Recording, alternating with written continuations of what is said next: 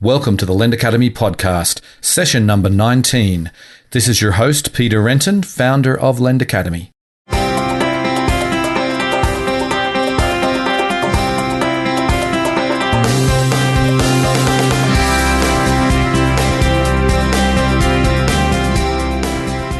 Today on the show, I welcome Anil Gupta. He is the founder of PeerCube, which is an analytics site focused on Lending Club and Prosper data. And I've been using PeerCube on and off for since it launched. And I've known Anil for a couple of years now. He used to have a blog called Random Thoughts, which did some really interesting statistical analysis on the Lending Club data mainly. And he has since formalized everything in PeerCube, and he has a great PeerCube blog, and he does some really unique work in this industry. So I wanted to get him on the show, talk about what he's doing, and talk a bit more about PeerCube. Hope you enjoy the show. Okay, welcome to the podcast, Anil. Oh, thank you for inviting me, Peter. Okay. And it's nice to chat with you. Of course. So why don't you just get started by giving the listeners some background about yourself, and maybe also talk about how you discovered peer-to-peer lending. Basically, my background is basically engineering and technology. And I've been working with the data storage analysis for like almost, I will say, 15 years. And that has been and I've been into financial market, especially investing in stocks, individual stocks and mutual fund, I would say since 1993. So I have seen a lot of ups and downs of the market. Mm-hmm. So, and the way I got into peer-to-peer lending was basically I was attending a executive MBA program, and one of my classmates, he brought it up. He brought it up about Prosper and Lending Club, and he said, "Oh, this looks." We were in a financial analysis class, and he was using their data to do some, basically make the presentations and do things. So at that point, I got interested in that. At that point, and I started to look at it. And initially, my interest was more from the data side. Right. Plus, also I was always looking for newer investments other than the stock and mutual funds, and we had I-series bonds, treasuries. So beyond that, so that got me interested into, and more I got into it. More and more I liked the transparency in the system, that it was giving so much data so that we can look at it, and it was something new. Like I didn't have any exposure to consumer lending, and that's the big part of what I thought, that this particular, especially Prosper and Lending Club, they offer us a new asset class, which is consumer lending. Right. Otherwise, our exposure always have been from the borrower side. It never have been from the lending side. Mm-hmm. And that's what really interested me into this. So how long ago was that? What year did you first hear about it? Well, how long ago was that classmate telling you about it? I think it's about 4 years. Okay. 4 years ago. So that's back almost at the birth of the industry then. Still, you are what I call it, the senior in this area. Well, and I wasn't here at the start. I was not there at the start at all. I got in after a couple of years. But so you started playing with the data. Did you start investing your own money then after you analyzed the data? What was your approach? Oh yeah. So basically, I started to get into it. Again, I always had in my portfolio a little portion for what I call it play money. So typically that went into individual stocks, which I analyzed these stocks quite a lot with fundamental analysis. And so I took some of that money and started to put into Lending Club. And so again, I started to get more and more into it as I was putting money in, looking at all this information Lending Club providing us, the discussions, people were asking the questions. And it was not only from the return perspective, what I enjoy and still enjoy is that lender perspective. Like we all complain about the banks, that banks are so bad about lending, they don't want to lend. Now when we become lender, and I look at it, how our own mindset changes when we are lending the money. Right. We complaining about people not paying back or not paying on time, and the same kind of things which we complained about banks. Right. Yes. Well, in effect, we are becoming the banks, aren't we? Just Yeah. the same function anyway. Exactly. So that's what I enjoy. In addition to that, I get to get a exposure into consumer lending, and also it's a pretty well-researched field from the bank's perspective, from the institution perspective. So a lot of like what I call it analysis, data, concepts are out there, theories are out there, and I'm enjoying that part, like understanding those and seeing how it applies to peer-to-peer lending, and that's where some of the criticism I come up with is like I see some similarities with what happened in the past with the financial institutions and what's happening in peer-to-peer lending now. So those are the kind of things, and I'm always maintain a healthy skepticism of the things, new things. Right. Sure. It's a good thing to do, particularly when it comes to investing. That's for sure.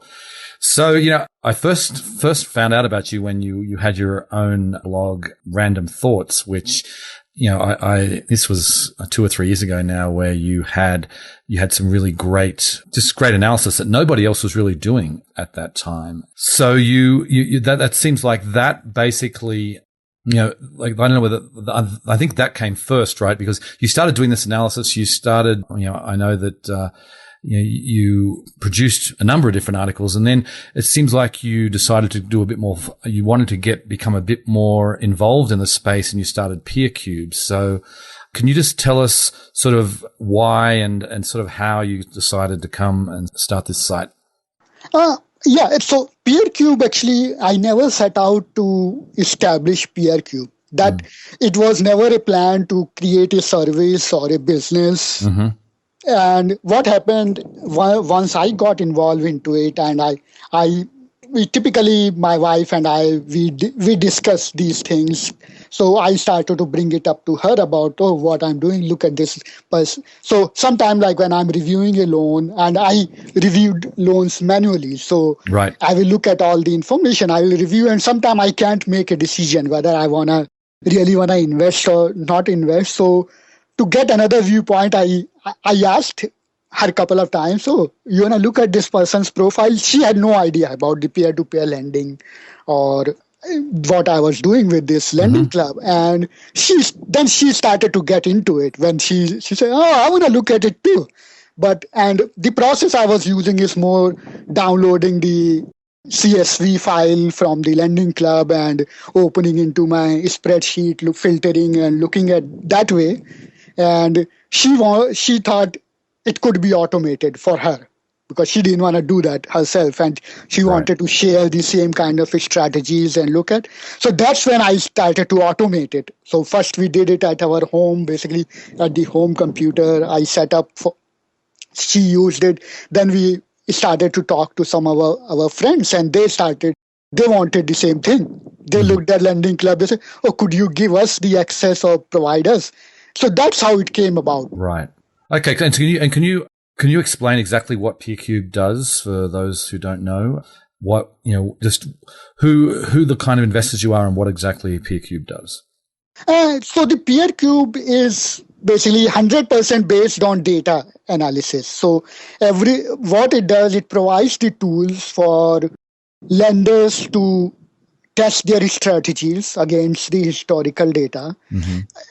It allows the portfolio management. So you could look at you could upload portfolio and slice and dice it and look at that. And then it also got the portion where you could maintain your notes about a loan, about a note you have, and you can know your notes that, like what you feel about it, whether you want to sell it and then as I do the analysis, I find the strategies which could be automated. I implement that, or users come to me asking certain features. So I will test it out. For example, one of the user came, he said, oh, I've been selling these notes which drop, the FICO score drops.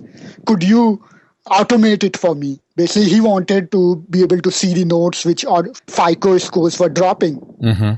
And so, and every time somebody requests that, what I do is I go back to the historical data and try to see if it makes sense, that feature, that's benefits. So in this case, I shared that with my blog post, that how FICO score drop is so relevant in predicting the defaults, predicting. Right.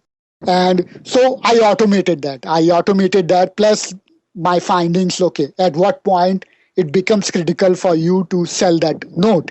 So those tools came on board on PeerCube. Then, like the loans which go late, have gone late into the past, but became current again, they are higher risk. So those kind of things. So it's PeerCube is what it's basically doing. It has everything to do with the data analysis. Every feature is based on something proven by the data. Right. And you also have the ability for people, like you can see the filters that others have created, right? You sort of create this community where people can share how they're investing. I know you've got quite a few on there right now. Yeah, and that was one of the things when I started out. It's like I had no idea about the peer-to-peer lending or consumer lending.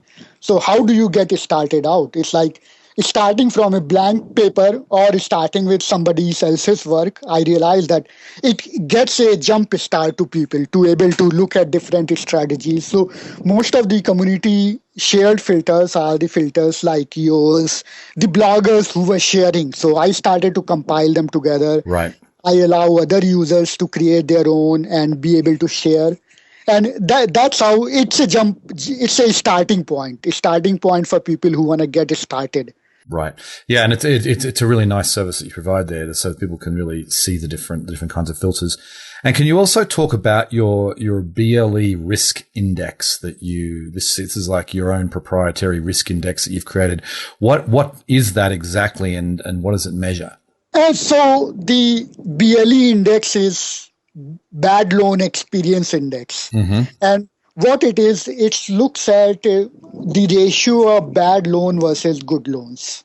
That's the fundamental things it looks at and sees with different criteria how that bad loan experience changes, that ratio changes. Because it comes back to is if you have, let's say you investing in C grade loan, but in this C grade loan, the bad loans are more than the good loans. You really don't want, it's not gonna be a profitable grade for you then at that point. So that's what it looks at. It looks as that risk, whether a particular attribute it generates more good loans or it generates more bad loans. Right. And so, and it's like, and just so the listeners know, I mean, you're predicting what you think will likely be a bad loan. You're not saying this is a bad loan because individually, obviously you could be wrong, but overall, that's what you're saying. You're looking at, if this loan compared to all the other ones like it has performed worse than others, that's the sense of what you're doing, right? Yes. And that's the rating basically, that risk rating, like, okay, is it more riskier than the other loans in the same like you are filtering your loans, you got a result, and it will give you that relative risk of those loans. So higher the number, more the risk. And then I use that BLE risk index to calculate a risk-adjusted return. Based on the risk I have estimated, I will present like what the potential return on that particular loan might be. Mm-hmm. Right. So people can, like, the way I'm investing now is like I have a target return. Like I want to receive 8%. So what I will do is I will go look at that risk-adjusted return. And if they are above 8% comes out, I will invest in those. Okay. So that's the strategy. Mm-hmm. Right. Basically. And in the end, my hope is that my portfolio will generate at least 8% return. Mm-hmm. Yeah. Well, that's a good return historically, I think, for any asset class. So Yeah, and just one other point about PeerCube. I think one of the things that I've found particularly interesting, and I use Twitter a lot, and if you're on Twitter, the PeerCube, it says at PeerCube, and what you do there, and I presume this is obviously automated, you basically track the loans, the new loans that are being added at Prosper and Lending Club whenever they happen to be added to the platform. It looks like that, right after the loans are added, you basically share with the world how many total loans are available and how many new were added. So can you just tell us a little bit about that? I mean, it is automated, I presume. Yeah, yes, it is automated, and that service came in response to the users asking me that they wanted to know when the loans have been released, so that they can go on site and review the loans and decide when to invest. Even though Lending Club and Prosper say there is a specific release time, it doesn't happen on the clock. It's when Prosper says it's 9 o'clock, it's not 9 o'clock. It might be 9:01, 9:02. And that helps. And that based on the number of new loans, there are some users who decide whether they want to, go on site and look at the new loans and decide to invest or not. Because if there are only 10 new loans came out, a lot of investors will skip that. They say, it's only 10 loans. I'm not going to spend most probably one or two might show up. So from that, and it's all automated and it keeps track record of. So if you take that whole output, you can see how the loans are varying, new loans are varying, the total number of loans. You could see how many loans disappearing from the platform. Right. Yeah, no, I've used that myself many times when I go on and think, there's like 1,500 loans. How many did they just add? And I go and I can sometimes check over you and think, oh wow, they just added 220 new loans in one hit. That's a huge amount, or whatever number is. I feel like that's been a really useful thing. So I want to switch gears a little bit and just talk about this recent series of articles that you've had on PeerCube, which I found personally fascinating. And you basically you've done, and by the way, I just to tell the listeners, PeerCube, there is an excellent blog attached to PeerCube at peercube.com/blog where it's, Anil shares his analysis, and you've done a recent series, a 3-part series focused on Lending Club loans, and you're looking at the time the loans take to fund. We've all talked about this feeding time when, the loans are added to the platform and all the institutional investors rush in and try and invest in the loan, and on retail investors these days as well through the API. And what you have discovered in your analysis is that this may not be the best strategy for returns. Can you explain how you did your analysis and what your analysis found?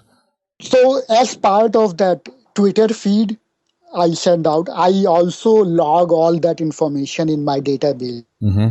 What I do, I save every minute, how many loans have been available, what their status is. And so I keep that record. And based on that, I figured out how long it took for loans to get funded, because I have that history every minute, what happened with one particular loan.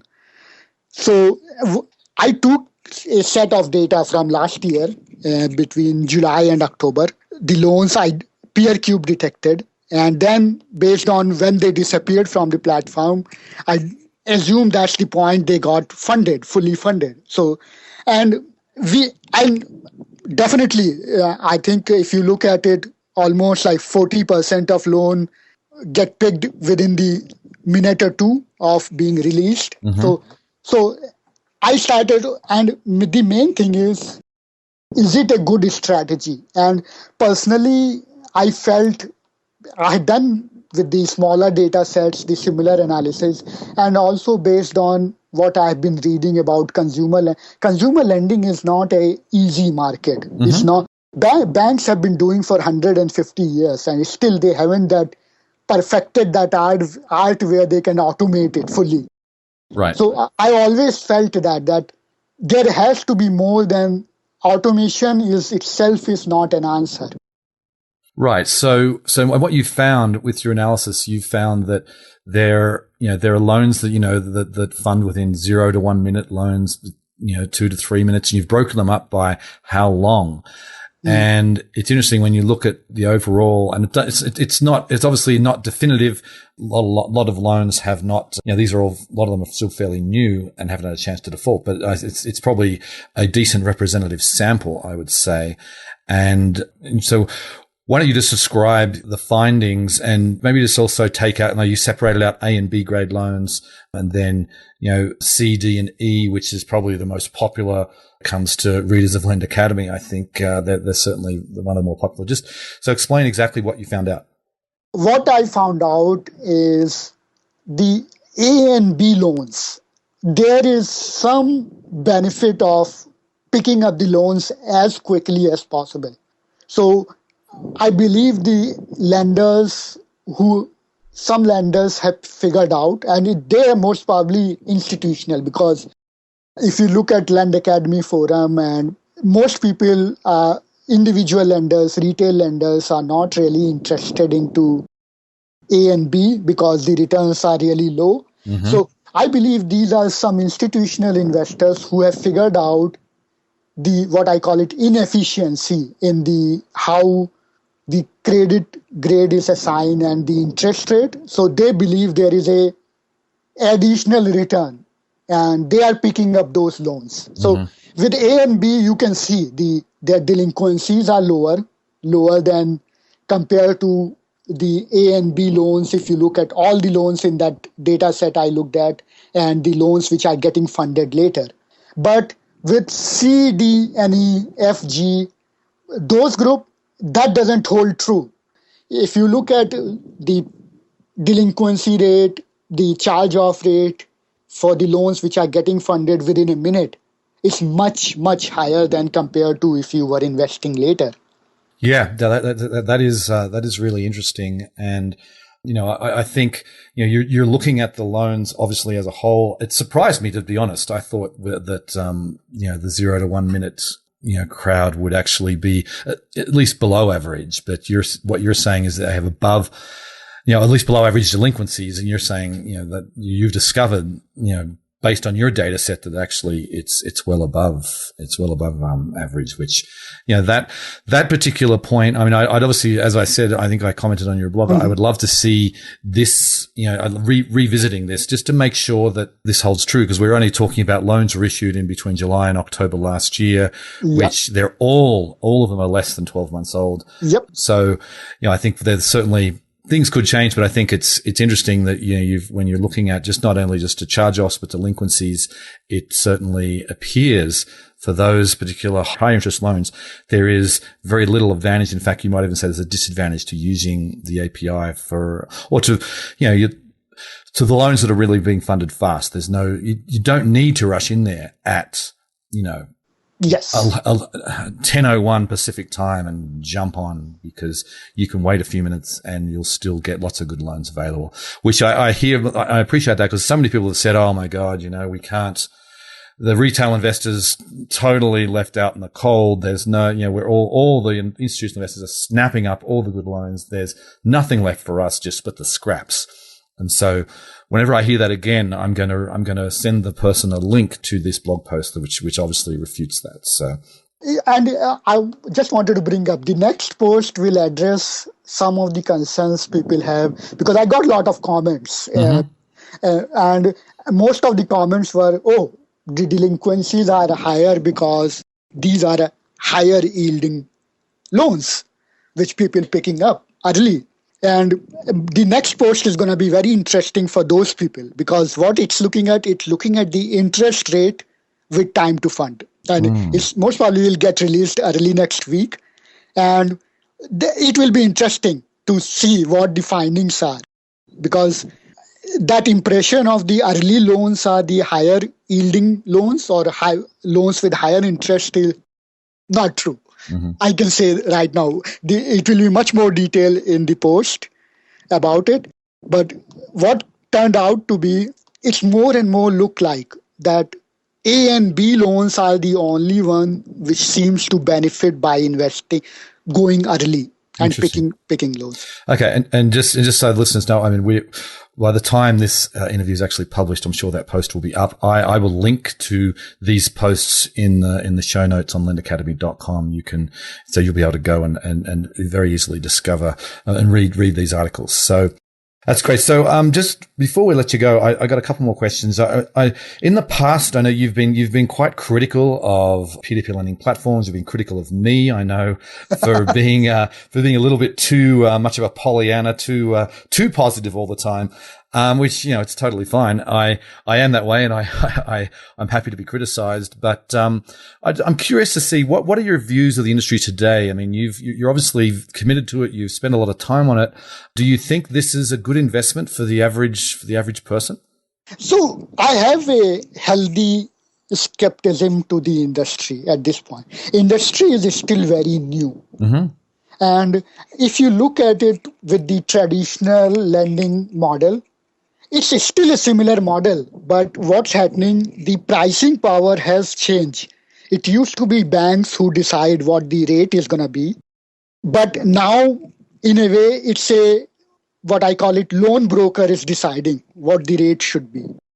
So that pricing power has shifted from a lender to a loan broker. Before, in the older model, the loan broker, it's the lender, which is the bank, decided. The loan broker brought the deals. Okay, I see what you're saying. So you're saying the loan broker now is the lending clubs and prospers of the world because they're not funding the loans, but they're bringing the loans to the investors. I see what you're saying. Yeah. So they are the loan broker, but they got the pricing power at this point. They are deciding.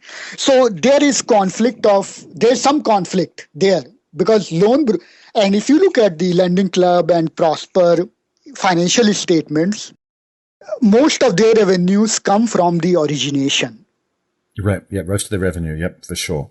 So if I was running a loan brokerage firm, what would I do? I would increase the origination. Right. Well, that's going to increase your revenue, for sure. Yeah. And I know that there has been criticism about the platforms, how they don't invest in their own loans. I mean, but keep in mind, I mean, I always say that if they don't produce for investors, they're, particularly now they've got a lot of institutional investors. If the institutional investors suddenly find that these loans are not performing, the underwriting's going down, they're going to leave in droves. So whereas there is a temptation to just, let's just go and increase the underwriting. Let's just go nuts and approve double the number of loans we've got and just, increase our revenue. I mean, I think the management at both Lending Club and Prosper realize that's not a long-term sustainable solution. Because if suddenly defaults start spiking, there's going to be a lot of people complaining. You'll be hearing about it on Lend Academy on your site. Everybody will be complaining. So they don't have the direct impact. But so I guess following up from that, do you think, in your opinion, that they are, is credit quality going down, do you think, because they're trying to chase originations? What's your take on that? And overall, the peer-to-peer lending market, when I looked at peer-to-peer lending market, I started to look at how the financial markets have worked in last 150 years. Lending market has been there around what they went through. So how the federal that FDIC came about. Mm-hmm.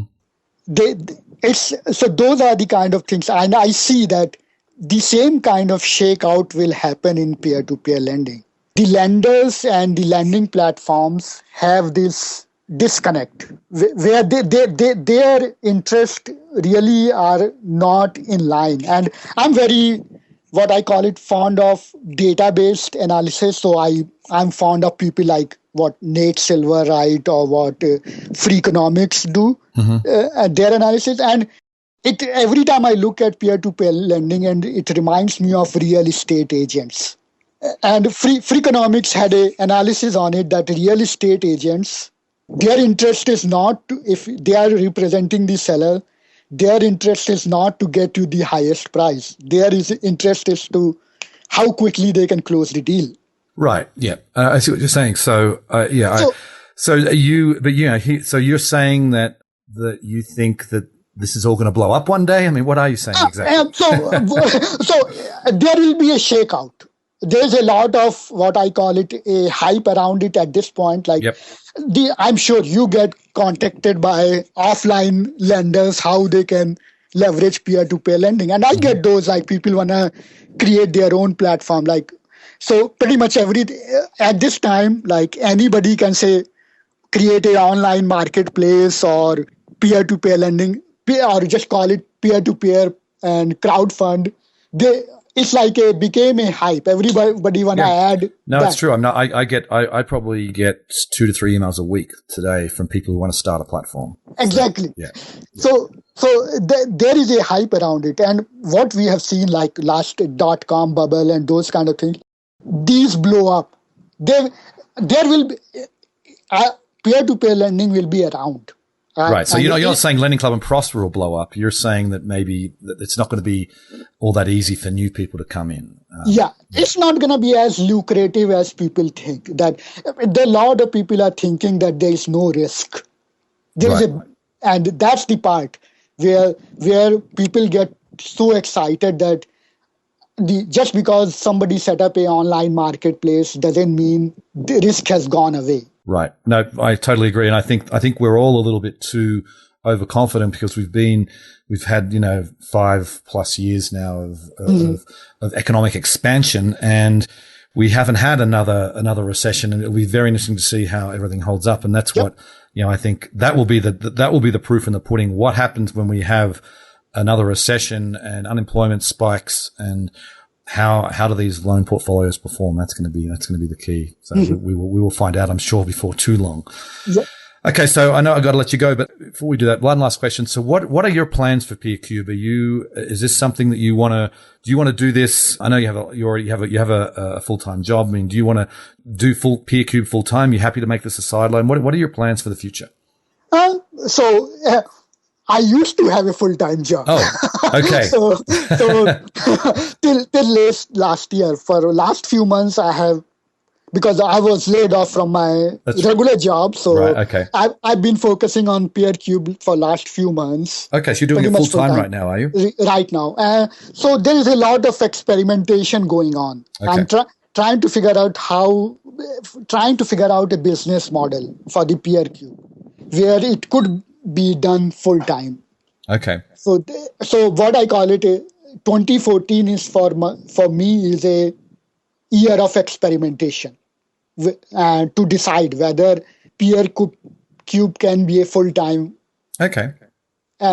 Whether keep it as a side, because most of, if you see analytics side, they are all side projects. Yeah, sure.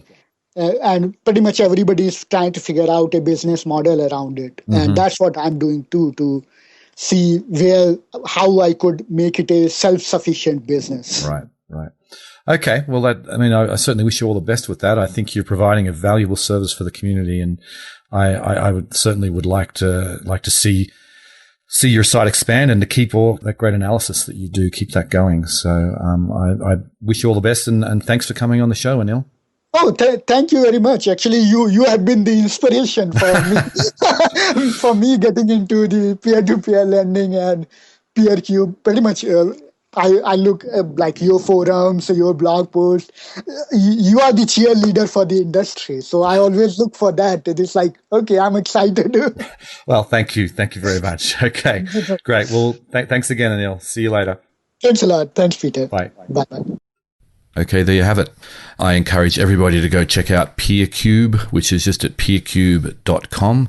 It is a very useful tool for investors to help you make better, smarter investment decisions. So before I sign off, I just want to ask one request. If you have a specific guest that you would like to see on the show, I've got a long list of potential guests that we'll be talking with over the coming weeks and months. But if you have a specific guest, I'll be happy to add that to my list. Just email me, peter@lendacademy.com. And on that note, I'll sign off, and I will see you next time. Thanks for listening. Bye.